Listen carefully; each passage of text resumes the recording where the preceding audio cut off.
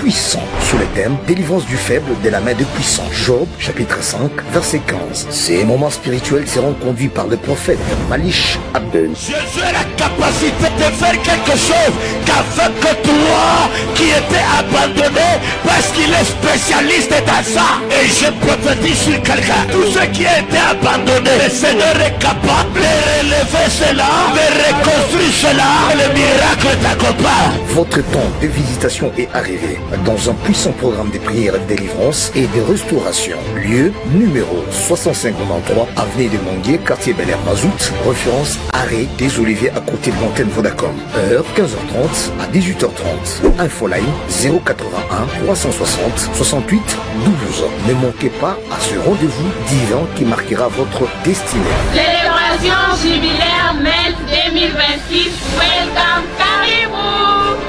Célébration jubilaire MET 2026. Célébration jubilaire MET 2026. Célébration jubilaire MET 2026. Célébration jubilaire MET 2026. Célébration jubilaire MET 2026. Caribou Kwaote.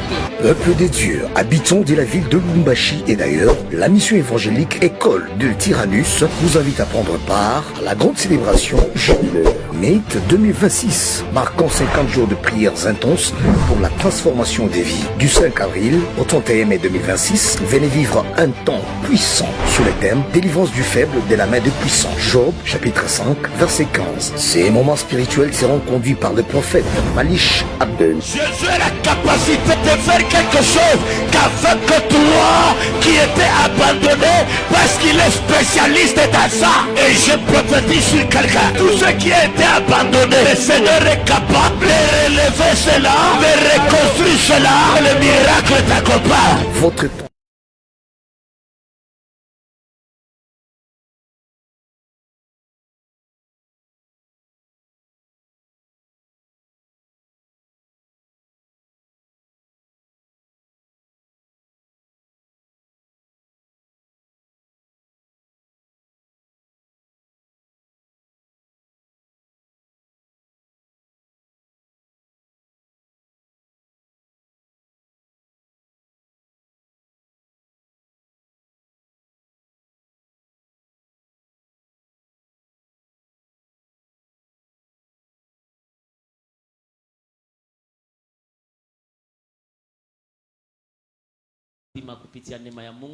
De communiquer la pensée et aussi vous conduire à la destinée. Parce que nous venons à l'église pour adorer, nous venons à l'église pour écouter, nous venons aussi à l'église pour féconder le plan de l'éternité. Parce que nous sommes des boucs sauvages, il faut toujours se courber pour enfanter. Je suis heureux de recevoir le serviteur de Dieu David avec le serviteur Wesley qui m'accompagne. Alors merci. Job chapitre 5, le verset. J'ai constaté les animaux féroces.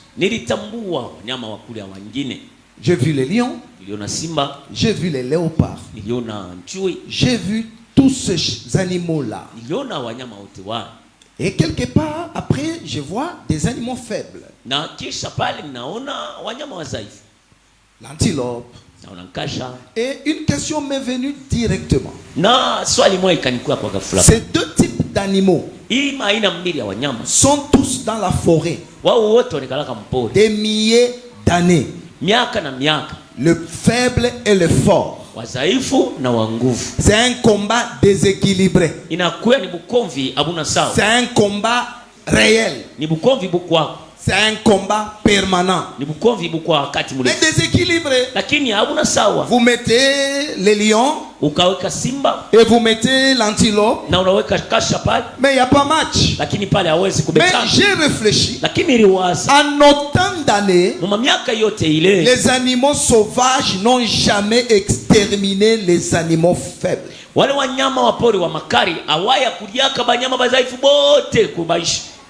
Pourquoi? Parce que les faibles ont un protecteur. Ce protecteur-là, c'est Dieu. Le fort n'ont jamais exterminé le faible. Dans ce programme aussi, les faibles seront sauvés. Les faibles seront protégés. Les faibles seront fortifiés. Je viens vers toi pour te dire, celui qui est faible parmi nous, Dieu va le rendre fort. Dieu va le fortifier. Parce que la faiblesse, c'est la première matière de la puissance de Dieu. Dieu lui-même dit dans sa parole, ma puissance se manifeste dans la faiblesse. Alors, dans le langage de notre marathon, quand nous parlons d'un faible, nous avons plusieurs textes qui peuvent nous aider à comprendre un faible.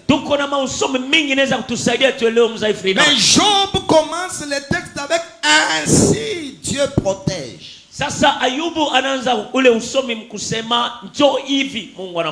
que Job a l'expérience de ces combats. Mais ainsi comme adverbe, c'est soit une comparaison ou une conclusion, une conséquence des choses qui se font. C'est une manière, c'est comme ça que Dieu fait. Donc quand les pauvres est opprimé, c'est ainsi que Dieu résout ce problème. Alors le faible, ici, Romains chapitre 5, le verset 6. Le faible, c'est la nature déchue en Adam. Car lorsque nous étions sans force, Christ, au temps marqué, est mort pour les impies. Donc le sans force, ce sont les impies. C'est ça notre nature. Nous étions de faibles. Lorsque nous étions sans force, Christ est mort pour les impies. C'est que les sans force, ce sont les impies. Alors Jésus-Christ a fait ce travail. Donc un faible, c'est un impie. Que Dieu vous bénisse. Et avec cela, il le compare aussi dans Hébreux 7, 28. En effet, la loi établit des sacrificateurs, des hommes sujets à la faiblesse. Alors on dit, mais le Fils a été établi parce qu'il est parfait. Donc faible ici, c'est un homme qui a encore de faiblesse, si vous comprenez, qui a des imperfections, si vous voulez, qui a des inclinaisons vers le mal. Donc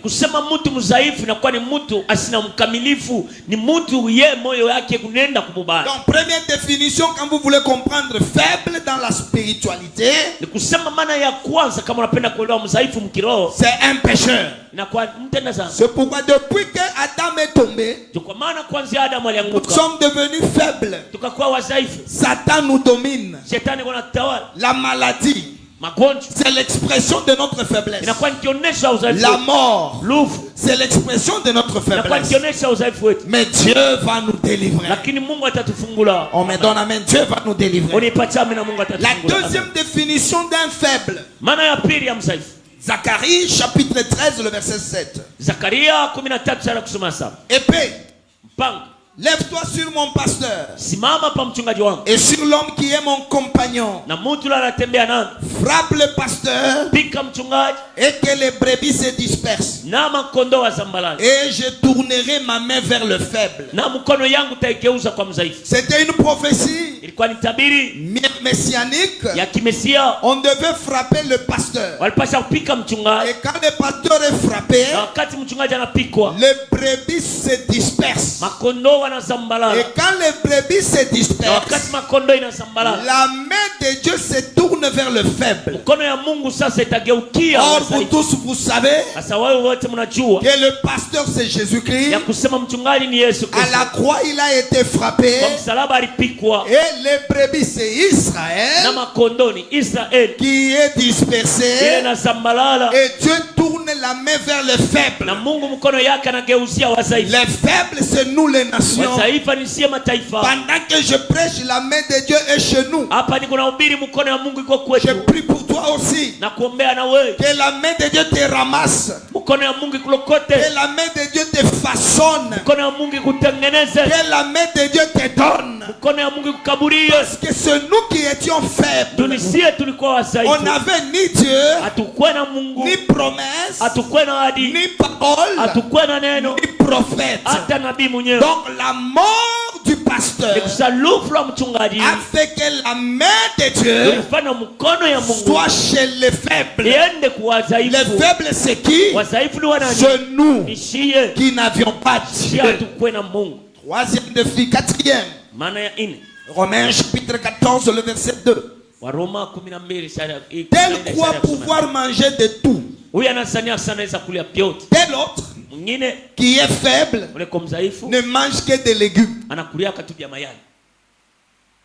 Amen. Amen. C'est que selon Paul, les faibles, ce n'est qu'un mangeur de légumes. Un végétarien, selon Paul, c'est un faible. Mais celui qui mange la chair, c'est un fort. Alors nous comprenons que les légumes, c'est ce qu'on a donné à Adam. C'est l'herbe. C'est la chair. C'est l'homme. Mais la chair, c'est Jésus qui dit mangez ma chair. Et Israël a refusé. Nous pouvons descendre pour faire comprendre. Un faible a des choses qu'il peut comprendre. A des choses qu'il peut accepter. Même quand vous lui donnez la parole, il n'accède pas la révélation de la parole. Lui il est que dans le littéral. C'est un faible. C'est pourquoi vous qui êtes forts, vous qui pouvez même comprendre ce qui est caché, alors supportez les autres. Et 5 de Corinthiens 10. Il est faible et sa parole est méprisable. Ici Paul faible, c'est l'aspect de son corps. Il avait un problème dans son dos. Et Paul dit, on dit qu'il est faible. Et il n'a pas d'autorité. Ah oui, un faible n'a pas d'autorité. Quand quelqu'un ne donne pas à manger chez lui, mais il est un faible, il n'a pas de contrôle. Mais dans ce programme de prière, Dieu va faire de vous des hommes puissants. Il va vous délivrer de la main de puissants. Parce que vous êtes comme les fourmis, des peuples sans force, mais vous préparez à manger en été. C'est pourquoi un programme comme ça est préparé pour vous, pour que les faibles disent à la fin, je suis fort. Nous sommes comme les Damans, peuple sans force, mais nous cherchons des rochers pour nous cacher. Et ce programme va donner à quelqu'un un rocher, et Dieu va nous bénir. Alors écrivez deuxième point, les sortes de roches, qu'est-ce que je dis, de faibles. Mwandike sasa ni nini maina ya wadhaifu. Nous avons deux types de faibles. Tunakuwa na maina mbili ya wadhaifu. Première faiblesse, Udhaifu wa kwanza, faiblesse spirituelle. tunakuwa ni wadhaifu wa kiroho. Et nous le sommes par nature. Na tuko wadhaifu kupitia tu vile Ça tulizaliwa. c'est très important. Hii ni hapi. On nous domine Wanatutawala parce que juu spirituellement on est faible. mkiroho tuko wadhaifu. Et je vais vous montrer la cause de cette faiblesse. Na mimi nitakuonesha udhaifu unatokea wapi. Deuxième type de faiblesse, Aina ya pili ya wadhaifu, c'est la faiblesse par position. inakuya ni udhaifu wa msimamio. On n'a pas l'argent, Hauna na on n'a makuta, pas une famille. hauna na jamaa, Ah là on est faible. bado uko mdhaifu. Et on va apprendre comment devenir fort dans ce monde. Na tutafundishwa namna gani kuya wangu vitu. Et nous allons pousser chacun à la fin, il sera puissant. Na tutasukuma kila mtu kumwisha kwa Tu wewe. le crois, tu seras puissant. Unaamini utakuwa wa uwezo. Alors les faibles spirituels. Sasa wadhaifu wa kiroho. Ézéchiel chapitre 16, le verset 30. Ezekiel 16 shara kusoma 15. Et puis 2 Timothée chapitre 3, le verset 6. Na wa Timotheo wa 3 sharia kusoma ya. Quelle faiblesse de cœur tu as eu. Sasa ni udhaifu kani wa moyo On ulipata? parle de la faiblesse du cœur. Wanasemea udhaifu wa moyo. Or si on prend le poids d'un cœur, Sasa tukibebe tupime uzito wa moyo. nos cœurs ont plus ou moins le même poids. Sasa mioyo yetu inakuya kadiri. Mais ici, Dieu parle de la faiblesse du cœur. Lakini hapa Mungu anasemea ile udhaifu wa moyo. C'est à cause de la faiblesse du cœur que le puissant nous domine. Ni juu ya udhaifu wa moyo ndio pale wa uwezo wanatutawala. Et il dit, tu as fait toutes ces choses. Anasema ukafanya vitu vyote Même vile. ta prostitution, Hata ukahaba wako au lieu d'exiger un salaire, kabla uloombe mshahara. tu as une faiblesse au point où, Uko na udhaifu pale au point même un salaire, tu n'en as pas besoin. na mshahara yenyewe hautafutaki. Il y a une faiblesse intérieure Kuko udhaifu wa ndani qui attire la domination de méchants. ule unakokota utawala wa wabaya. Que Dieu renforce le cœur de quelqu'un. Mungu alete nguvu kwa moyo wa mtu C'est mmoja. pourquoi Paul dit, soyez fortifiés dans l'homme intérieur. Ndio kwa maana Paulo anasema basi mpokee nguvu mwa mtu wa ndani. Il y a des gens qui détruisent leur destinée par faiblesse intérieure. Kuko watu wanalabisha maisha yao ya kesho ndio udhaifu wa ndani. Ils tombent devant une pomme et une banane. Anaangukaka ni mbele tu ya pomo na ile ndizi. Non mes frères, Hapana wa ndugu yangu. que Dieu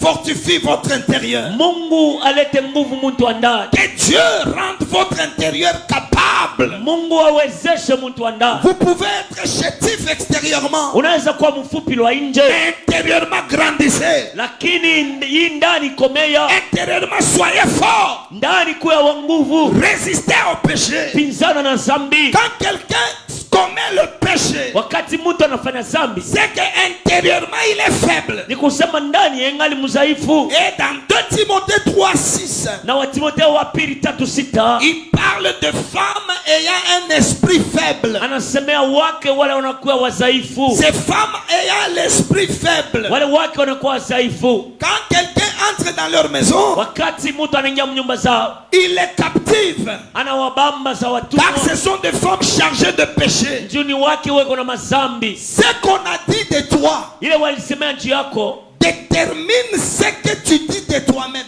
inaleta ni maana ya kile wewe mwenyewe C'est unajisemea. à toi dans ton esprit de dire que tu réussiras. Ni kusema ni sauti ile itakuwa mroho yako ndio itakwambia utaweza. Que ton esprit ne soit pas faible. Basi roho yako isikuwe mdhaifu. Ne pense pas que les gens sont là contre toi. Hapana kuanzia kusema watu wewe unakuchukia. Même l'adversité est une opportunité pour ta grandeur. Hata upinzani inakuwa ni bahati ndio wewe ukomeye. La mort du roi Osias est une opportunité pour appeler Esaïe. Sasa lufu la mfalme Osia inakuwa ni bahati bamuite Isaya. Toutes circonstances devant toi Mambo yote inaweza fika mbele yako. ne sont pas là que pour te détruire. Haina tu pale ndio kuharibisha hapa. Il y en a pour te façonner. Kuko ingine ni ya kuchongola.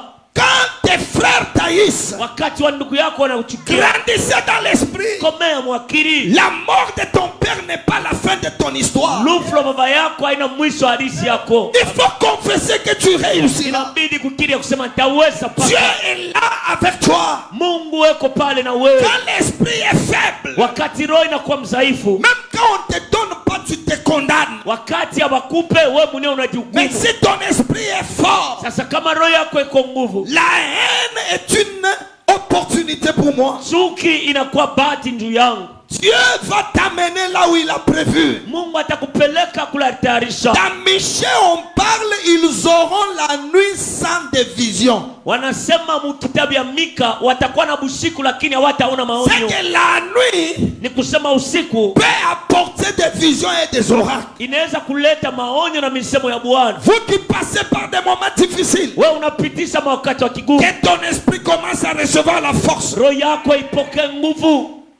La fin d'une histoire n'est pas une fin. Mwisho ya hadithi moja kweli haina mwisho. Ça peut apporter l'autre épisode de la vie. Inaweza kuleta kipindi kingine kia maisha. C'est ta façon de confesser Namna yako ya kukiri qui me montre l'état de ton esprit. ndio itaonesha hali ya moyo wako. Si ton esprit dit que tu es ushakuchelewa, Kama roho yako nasema tu es déjà en retard, tu vas te donner toi-même à n'importe quoi. wewe mwenyewe utajipeleka kwa mambo yote. Dis que Dieu a un plan avec moi. Sema Mungu ako na mpango na La mimi. maladie est une opportunité. Magonjwa ni bahati. La sorcellerie est une opportunité. Ulozi ni bahati. L'esprit Roho est le facteur qui démontre si tu es fort ou si tu es faible. ndio kitu kitaonesha kama kweli unaonekana kwa nguvu au Soyez fort kuya wa nguvu, et Dieu vous bénira. na Mungu atakubariki. Soyez fortifiés dans l'homme intérieur Upate nguvu mtu wa ndani, et vous arriverez un moment, na utafika wakati moja la faiblesse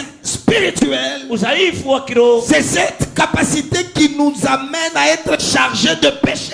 nile uwezaji na tusukuma tuingie na mzambi. Il y a des gens qui prient mais qui pêchent. Kuko watu wanaombaka lakini wanatenda kaza. Je voudrais que Dieu fortifie votre homme intérieur. Napenda Mungu alete nguvu kwa mtu wako wa ndani. Alors, cette faiblesse par nature, Ile udhaifu ya kuzaliwa nayo, suivez maintenant, quelle est la cause? ni nini ilitokea wapi? C'est comme ça que l'ennemi a commencé à nous dominer. Ndio vile adui alianza kututawala. Ecclésiaste 9, 14. Mhubiri wa 9:14 Job 14, verset 10. na Ayubu wa 14:10. Je prêche maintenant parce que j'ai fait Après tout ça, pour donner Mimi naanza kuhubiri njoo nilifanya yote la juu ya leçon intérieure. ilikuwa ni mambo ya ndani. Il y avait une petite ville Kulikuwa mkini mwa ndogo sana avec peu d'hommes dans son sein. na bantu kidogo ndani. Un roi puissant marcha sur elle, Mfalme wa uwezo akalamuka na akaenda kukombanisha, l'investit akaingia ndani et éleva contre elle des grands forts. na akalamusha mbele akaleka mkini batu ba nguvu sana. Il y avait une petite ville, Kulikuwa kama mkini kadogo Éden, Eden, avec peu d'hommes, Adam et Ève. na watu kidogo Adam na Hawa, Et un roi puissant, na mfalme mwa wa uwezo le serpent, nyoka l'investit, akaingia ndani, marcha sur elle, akatawala, l'investit, akaingia ndani, vainquit nos premiers parents. akawina wazazi wetu wa kwanza. Et quand il les a vaincus, Wakati aliwawina il a mis des grands forts akaweka wa nguvu sana pour contrôler que l'homme ne se relève pas. juu ya kwanza kuangalia mtu asilamuke tena. Bien-aimé dans le Seigneur, Wapendo katika Bwana, il y avait un serpent kulikuwa nyoka mmoja comme le roi puissant sawa mfalme wa uwezo qui a investi ule une ville aliingia mkini moyo qu'on appelle Éden. wanaita yo Edeni, Il a assujetti papa Adam, akatawala baba Adamu, il a assujetti maman Ève, akatawala mama Hawa comme la reine Athalie.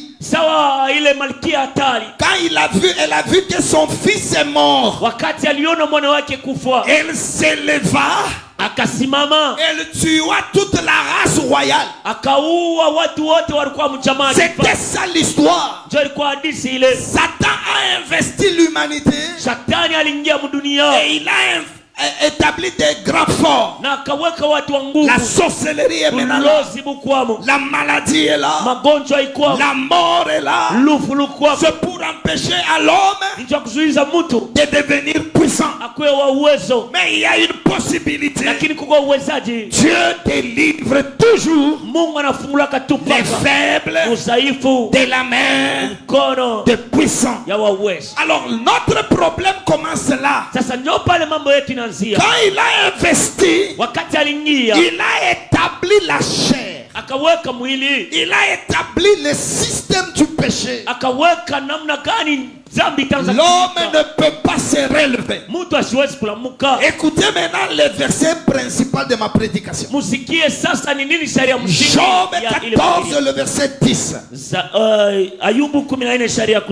Nous lisons la parole.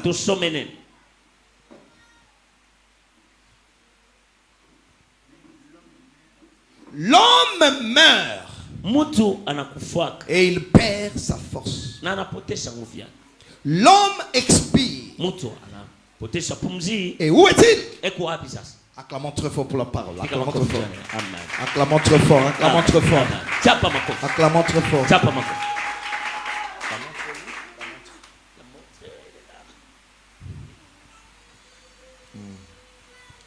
Job nous dit comment on a perdu la force. Il dit l'homme meurt.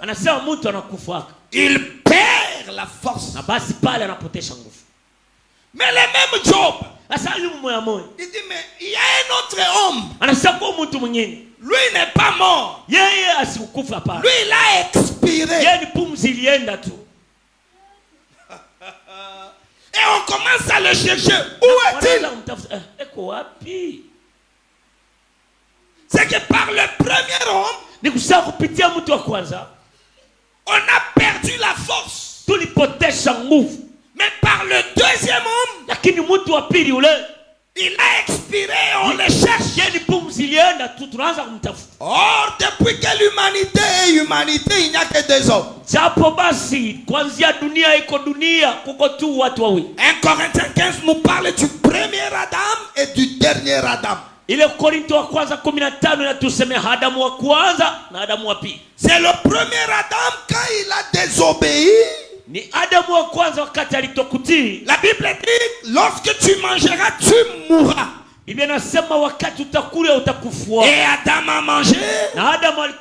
Exactement, Adam est mort. Et quand Adam est mort, toute l'humanité a perdu la force.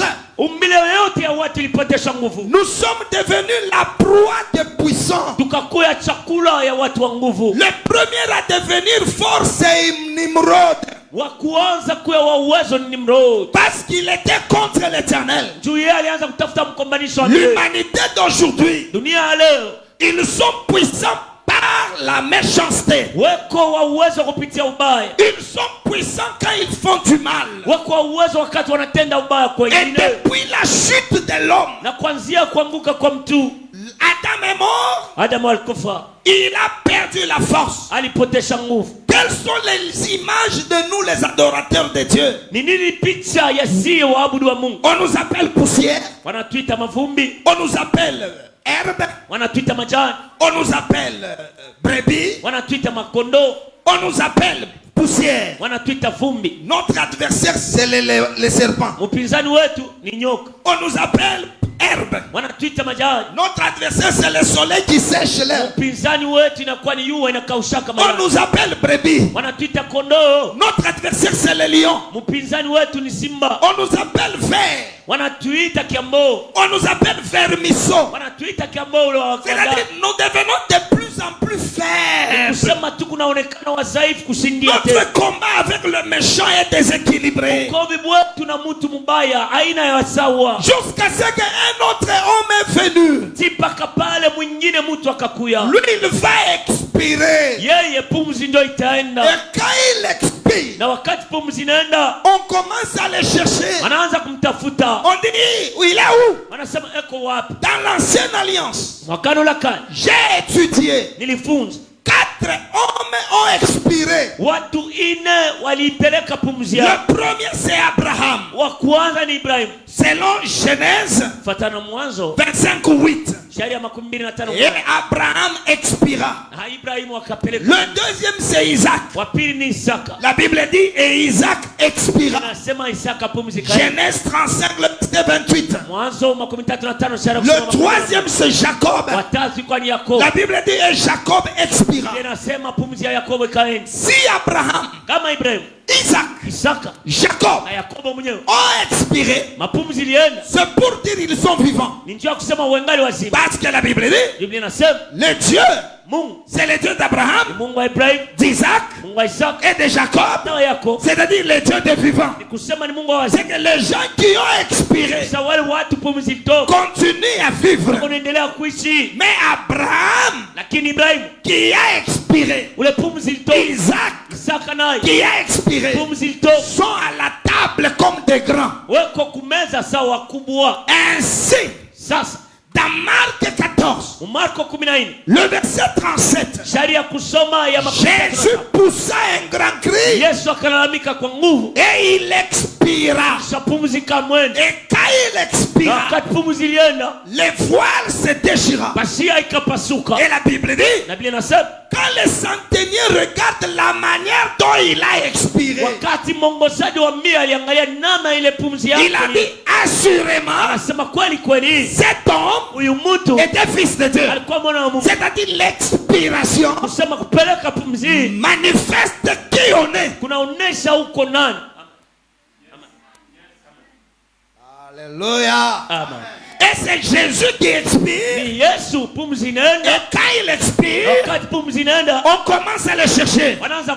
La Bible dit, tu y envoies ton souffle. Ils sont créés. Et tu retires le souffle. Ils expirent. C'est-à-dire que ces gens-là avaient le nouchama. Ils avaient le souffle. Ils étaient créés autrement. Jésus. Si le premier Adam fait qu'on perd de la force, le sujet de notre faiblesse, Jésus, il est l'esprit, il est vivant, on le cherche, on ne sait pas où il est. Pendant que je prêche, à la fois il est à la droite du Père, à la fois il est sur le trône, à la fois il est au milieu de nous, à la fois il est dans mon cœur. C'est pour dire, à la fin de ce programme, tu seras fort, tu seras puissant, le puissant qui dominait ta vie. Au nom de Jésus, il libère ta vie. Au nom de Jésus, il abandonne ta vie. Si tu étais faible spirituellement, Dieu va te rendre fort. C'est dans le nom de Jésus. C'est dans le nom de Jésus. Dieu, comme l'homme qui a expiré, il est là pour nous donner la force. Dans ce programme, Dieu va fortifier ton homme intérieur. Tu diras aussi, je suis fort. Dieu va venir à ton aide. Dieu va te secourir. Nous qui étions faibles à cause de notre nature, Dieu est venu nous aider. La Bible dit, lorsque nous étions sans force, Christ t'a marqué, est mort pour nous. Il mourait pourquoi? C'est pour expirer, c'est pour nous créer, c'est pour nous rendre forts. Bien-aimés dans le Seigneur, Exode chapitre 2 nous parle d'un papa qui n'avait que les femmes. Il était sacrificateur, mais il n'avait que les filles. Cet homme-là, c'est Jéthro. Et ses filles, lorsqu'elles allaient au puits, c'est Exode 2. Il y avait un problème. Ces papas-là envoyaient ses filles. Il n'avait que des filles. Et il y avait des bergers qui les frappaient et qui les chassaient. C'est ça l'humanité. Nous sommes dans un monde de compétition. Nous venons au travail, mais il y a des gens qui ont fait des choses choses pour devenir directeur. Tunakuwa mkazi lakini kuko watu walifanya vitu juu kwa waongozaji. Alors les femmes là représentent la faiblesse. Sasa wale wake wanaonesha udhaifu. Donnez-moi le texte de Jérémie 51 le verset 30. Munipatie usomi wa Yeremia 51. La Bible parle les guerriers de Babylone cessent de combattre. Biblia inasema wale wapika vita wa Babiloni wanaacha. La première raison fondamentale c'est la chute en Adam. Ile sheria ya kwanza ya kwenda kwa kuanguka ndani ya Adam. Mais la cause secondaire, sasa ya pili na kuwa shabaha, c'est cesser de combattre. Ni kuacha kukombana. C'est que nous sommes déjà faibles en Adam. Ni kusema tuko wadhaifu ndani ya Adam. On nous dit, wanatuambia les guerriers de Babylone, wapika vita wa Babiloni, les guerriers de Mède, wapika vita wa Mède, cessent de combattre. Wanaacha kukombana. Ils se tiennent dans leur forteresse. Wanaenda kufuchama. Ils passent leur temps à la télévision. Wanapitisha wakati wao. Ils passent leur temps sur leur lit. Wanapitisha wakati wao. Ils ont cessé de combattre. Wanaacha kukombana. Conséquence, tokeo, leur force est épuisée. Nguvu yao inaisha. Ils sont comme des femmes. Wanakuya sasa sawa wake. Amen. Donnez-moi un main très bien. Unipe amina nguvu. Amen. Si nous sommes déjà faibles par nature, kama tuko wadhaifu kupitia hali, mais on a cessé de combattre. Kusema na tuliacha na kukombana. On a des guerriers. Tuko wapika vita. Nous sommes des chrétiens. Tuko wa Kristo. Mais tout le temps au marché. Wakati yote paka kunsoko. Tout le temps dans la maison. Wakati yote munyumba. Tout le temps devant l'ovelas. Wakati yote mbele ya On passe le temps dans nos forteresses. Mapitisa wakati yote mfasi. On a cessé de combattre. Unaacha kukombana. Or dans Josué chapitre 17. Japo Yoshua 17. Le verset premier. Sharia kusema ya kwanza. On nous dit Manasseh. Wanatuambia Manase a eu l'héritage. Alipata urithi. Parce qu'il est le premier-né. Juu ya njo wa kwanza. Mais Makir, lakini Makir, lui a eu l'héritage. Alipata urithi. Parce que c'est un homme de guerre. Juu ni mtu wa mkono. Dans ce monde, mudunia humu, ne cessez pas de combattre. Hapana kuacha kukombana. Il y a des choses on les reçoit. Kuko vitu utapokea. À cause du nom de ma famille. Juu ya jina ya chama. Il y a des choses qu'on reçoit. À cause de ma beauté. Ni juu ya il y a des choses qu'on reçoit. Parce qu'on est un homme de guerre. Juu kwa mtu wa vita. Un homme de guerre. Mtu wa vita. Un homme qui se lève la nuit. Mtu anasimama kama il prie jusqu'au le matin. Anaomba tia asubuhi. Un homme qui se discipline. Mtu anajipatia mwongozo. Et quand on avait voulu chasser, poursuivre David, na wakati walipenda kumfuata Daudi, il y avait un homme qui a dit, non non non non, chasser David la nuit c'est pas possible.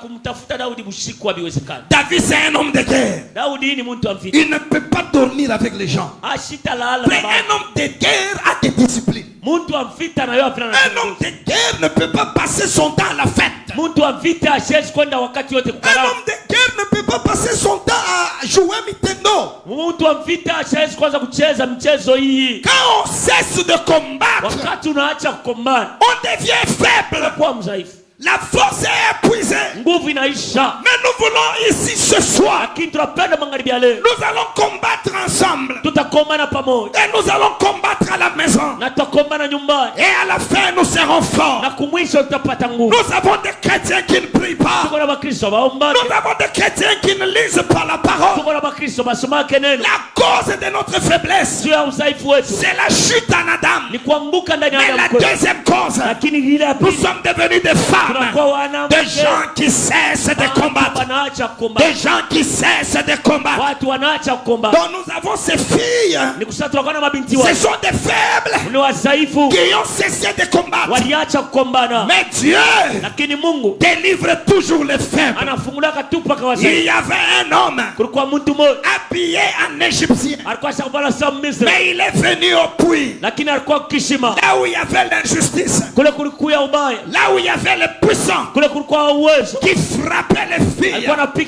Qui chassait les filles. À cause des puissants. Les filles rentraient tard. Les puissants dans ta famille peuvent te priver l'eau. Ou peuvent te donner l'eau plus tard. Mais dans ce programme, Dieu Mungu va protéger les faibles. atakinga wadhaifu. Si c'est toi, tu mets ton amen. Kama ni wewe unipe amen Dans ce nzuri. programme, Hii matengenezo soyez protégés. ukingwe. Soyez protégés. Ukingwe. Soyez protégés. Ukingwe. La Bible dit, Biblia inasema Moïse, Musa il est allé chez les siens. akaenda kwa ndugu Les yake. siens ne l'ont point Kwa ndugu voulu. yake hawakupende. Et Moïse Na Musa est allé au puits. alienda kukishima. Il a vu Anaona les combats déséquilibrés kovya bukwe sawa entre le berger kati ya et wachungaji les filles, na wabinti, entre les sorciers kati ya walozi. et toi qui m'écoutes. Na wewe Et unanisikia. la Bible dit, Na Biblia inasema Moïse, Musa ne connaissant ni les tenants ni les aboutissants du combat, asijue mambo yenyewe ilianzia wapi. il ne sait même pas si les bergers poursuivaient les femmes. Asijue kama wale wachungaji walikuwa ndio wanafuata wanawake wale. Mais la Bible dit, Moïse se leva, Lakini Biblia inasema Musa akasimama prit leur défense. akawatetea. Les bergers peuvent frapper les filles, Wachungaji wanaweza kupika wabinti, mais pas Moïse. lakini Musa hapa. Je viens dire à quelqu'un, Ninakuambia mtu le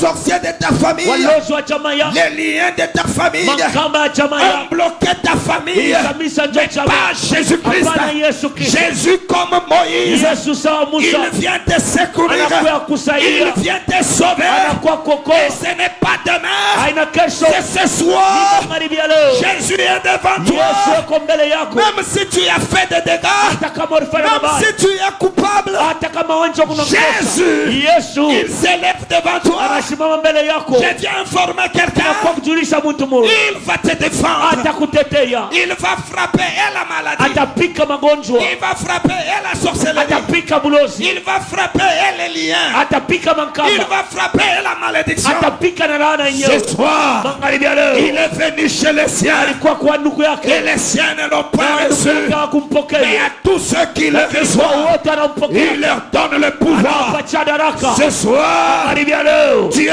est là. Mungu yuko Le hapa, défenseur des peuples. mtetezi ya Il wale est là wachane. pour vous aider. Uko pale ndio Vous qui kusaidia ne dormez pas wewe, uko na à lala cause des juu bergers. ya nsabi, Vous qui n'avez pas le wewe mariage uko na à ndoa cause des puissants. juu ya wa uwezo. Ce soir, Magharibi ya tu mets leo ton amen. unipe amina, Soyez délivrés. unafunguliwa. Amen, amen, amen.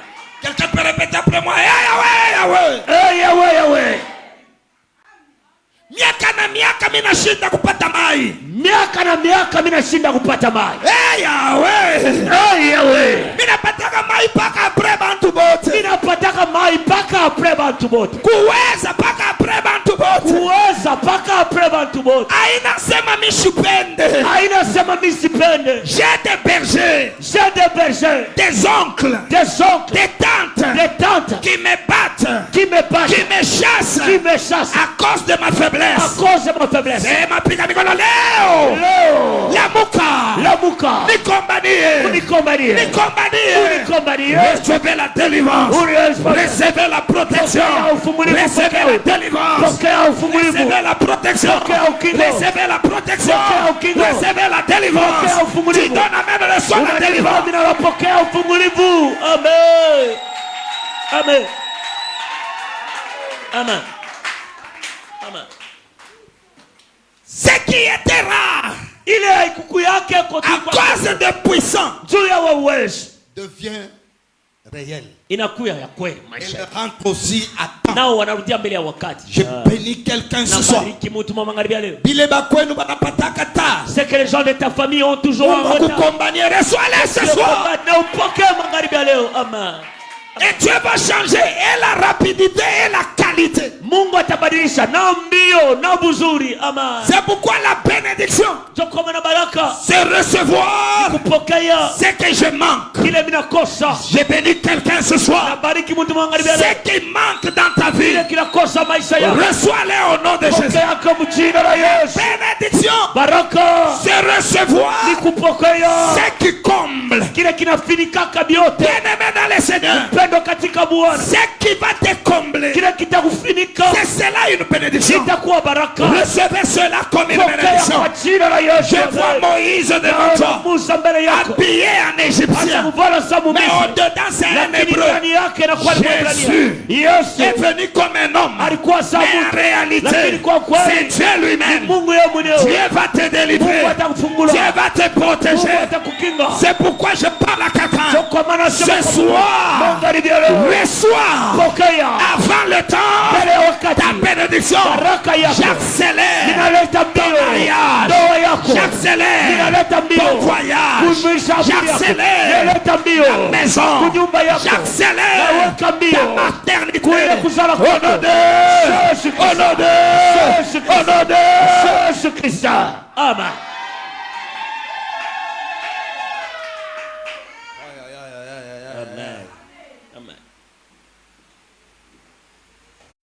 Et quoi pour le monde Dieu qui a rendu impossible possible. Beaucoup de gens ont laissé Dieu dehors. Ils ne le retrouvent que dimanche. Et les papas disent non, appelez-le. Si vous abandonnez les bienfaiteurs, demain les bergers vont se venger. Mais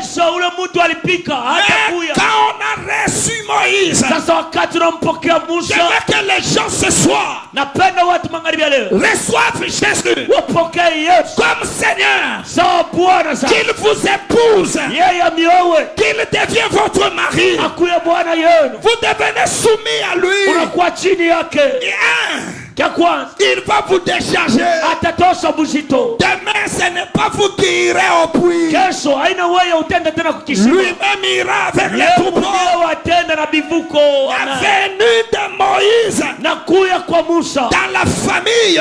C'est pourquoi la Bible dit à tous ceux qui l'ont reçu. Pas les gens qui les confessent. Pas les gens qui les prient. Les gens qui le reçoivent sans jamais l'abandonner. Jésus, si vous le recevez, il change le nom du Père. Avant la venue de Moïse, le papa on l'appelle Reuel. Mais depuis que Moïse entre, on l'appelle Jéthro. Je viens dire à quelqu'un, si tu reçois Jésus, ton nom va changer. On t'appelait ivrogne, on t'appellera plus ivrogne. On t'appellera stérile, on t'appellera plus stérile. Si tu reçois Jésus, là, on passe au niveau d'être puissant. Pourquoi faible? C'est en recevant Jésus qu'on devient aussi puissant.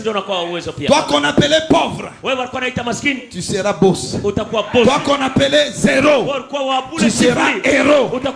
Dieu va te tirer de descendre au trône.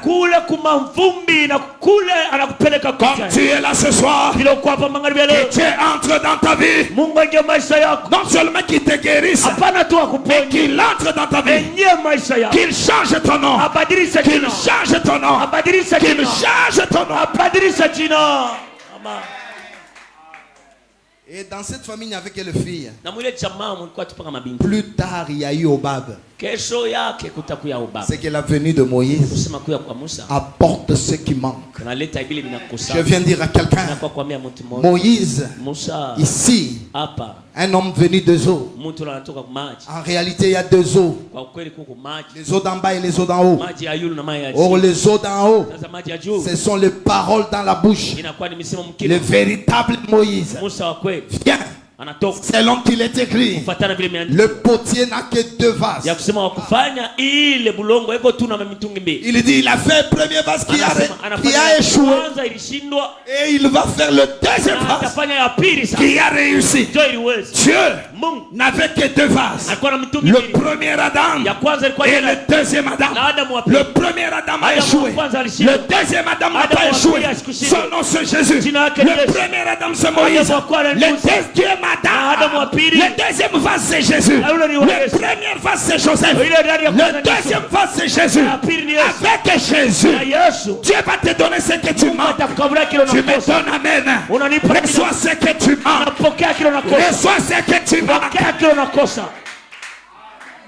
passer à l'étape d'être secouru, à l'étape d'être fort.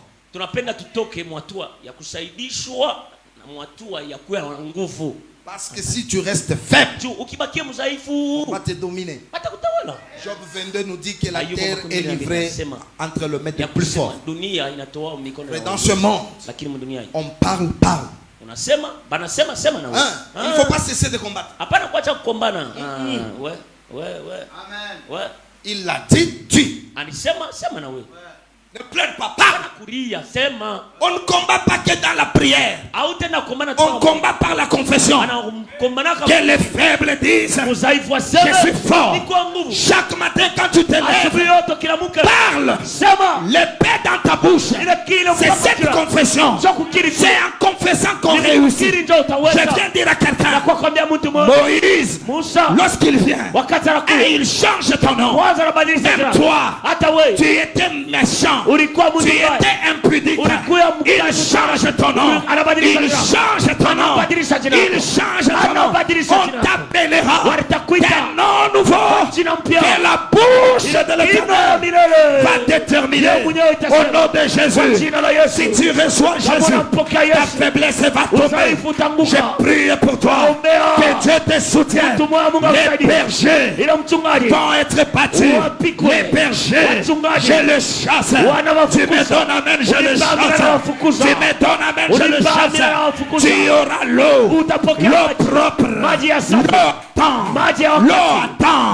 C'est que ta famille aille plus tard. Toi, reçois-le.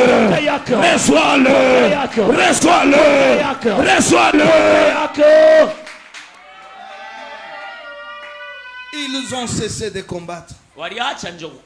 Et leur force est épuisée. Frère, un chrétien c'est celui qui, même un seul jour de la semaine, un lundi, il jeûne. Un chrétien c'est celui qui, un seul jour peut-être par semaine, il dort sur un tapis. Nous avons de méchants qui veulent nous dévorer. Nous avons de méchants qui veulent nous voir pleurer. Mais notre force, c'est Moïse. Moïse est devant nous. Ce soir, j'ai introduit en disant, le combat est réel entre nous les faibles, c'est-à-dire nous les chrétiens, et les forts. C'est pourquoi Dieu lui-même promet, je frapperai le pasteur et je tournerai ma main aux faibles. Vous qui êtes faibles, recevez la main de Dieu. Recevez maintenant la main de Dieu. Que la main de Dieu vous donne. Que la main de Dieu vous retire de la maladie. Que la main de Dieu vous retire de la pauvreté.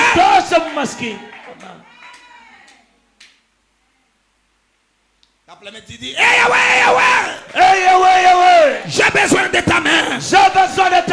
Il y a des puissants qui me dominent. La maladie. La pauvreté. Le péché. Léo. Inaenda. Mina la musha kichwa. Au nom de que la main de Dieu soit sur toi. Que la main de Dieu soit sur toi. Que la main de Dieu soit sur toi. Que la main de Dieu soit sur toi. Que la main de Dieu soit sur toi. Que la main de